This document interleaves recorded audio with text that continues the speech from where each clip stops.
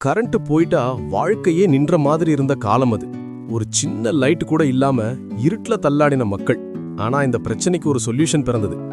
1800ஆம் ஆண்டு அலெசாண்ட்ரோ வோல்டா என்ற விஞ்ஞானி மின்சாரத்தை சேமிக்க முடியும் என்று கண்டுபிடித்தார்.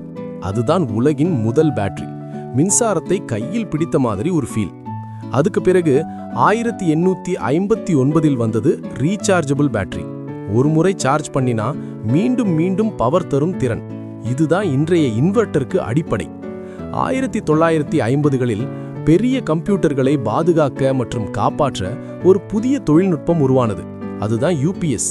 கரண்ட் போனாலும் வேலை நின்றுவிடாத ஒரு பாதுகாப்பு பெட்டகம்.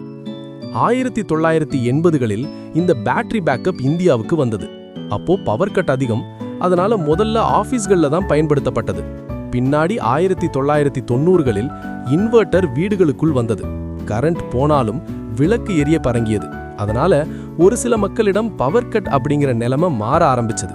இன்று பேட்டரி பேக்கப் இல்லாத வீடு அவளக்கா இல்ல.